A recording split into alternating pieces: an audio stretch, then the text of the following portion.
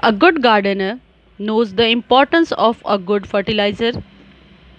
Recognizing which fertilizer best fits the needs of your specific plants will help you to maximize your garden's growth.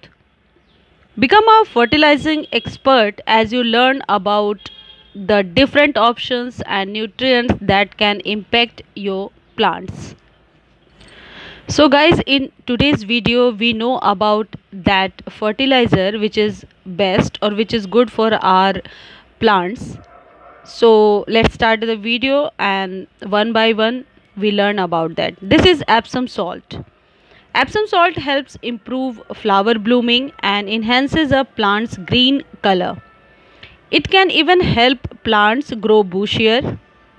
Epsom salt is made up of hydrated magnesium sulfate, magnesium and sulfur, which is important to healthy plant growth. Using Epsom salt in garden is not a new concept. This best kept secret has been around for many generations, but does it really work? And if so, how?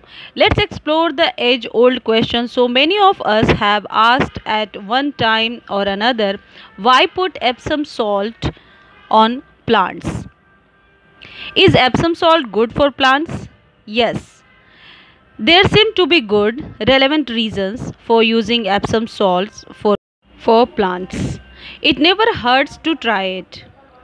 Magnesium allows plants to better take in valuable nutrients like nitrogen and phosphorus. It also helps in the creation of chlorophyll, which is vital for photosynthesis. In addition, magnesium greatly improves a plant's ability to produce flowers and fruits.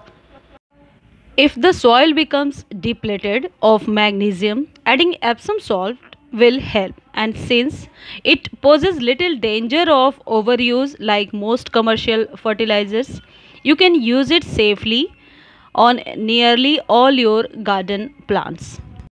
Want to know how to water plants with Epsom salts? It's easy. Simply substitute it for regular watering either once or twice a month. Keep in mind that there are a number of formulas out there, so go with whatever works for you. Friends, this is potash and it plays an important role for our plant's growth. Potassium is an essential plant nutrients and is required in large amount of proper growth and reproduction of plants. Potassium is considered second only to nitrogen when it comes to nutrients needed by plants and is commonly considered as the quality nutrient. It affects the plant shape, size, color, taste and other measurements attribute to healthy produces. Potassium has many different roles in plants. In photosynthesis, potassium regulates the opening and closing of stomata and therefore regulates CO2 uptake. Potassium triggers activation of enzymes and is essential for production of adenosine triphosphate ATP. ATP is an important energy source for many chemical processes taking place in plant tissues. Potassium plays a major role in the regulation of water in plants. Both uptake of water through plants' roots and its loss through the stomata are affected by potassium. Note to improve drought resistant. Protein and starch synthesis in plants require potassium as well. Potassium is essential at almost every step of the protein synthesis. In starch synthesis, the enzyme responsible for the process is activated by potassium. Activation of enzymes. Potassium has an important role in the activation of many growth related enzymes in plants. Potash is the general name given to various inorganic compounds that contains potassium in a water soluble form. A number of common potassium compounds exist including potassium carbonate and potassium chloride. Before the industrial era, potash was obtained by leaching wood ashes in a pot, hence the name pot ash. This product was used to manufacture soap, glass and even gunpowder. So friends, this is our third fertilizer and this is bone meal. Bone meal fertilizer is used to increase phosphorus in the garden. Phosphorus is essential for plants in order for them to flower. Bone meal phosphorus is easy for plants to take up.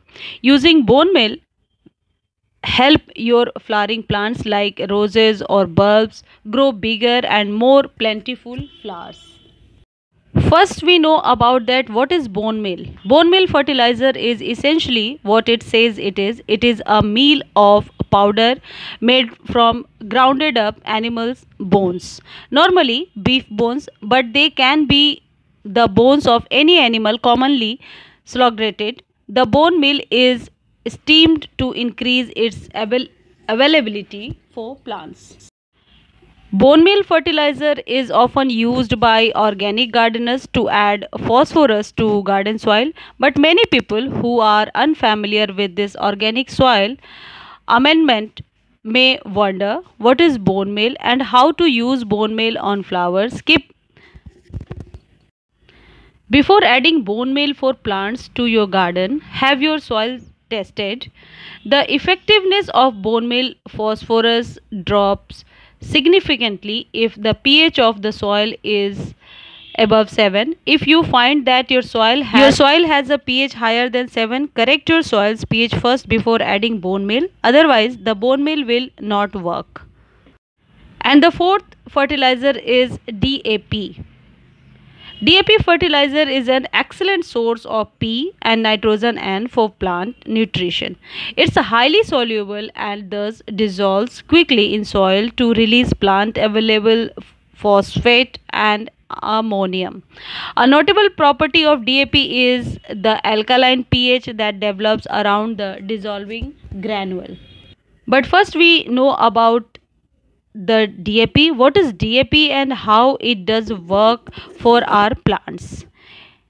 It is the most popular phosphatic fertilizer because of its high analysis and good physical properties. How to apply DAP fertilizer for our plants? First we learn about that. For small plants like 5 to 7 inch for 5 to 7 inch pot we use 4 to 5 granules of DAP.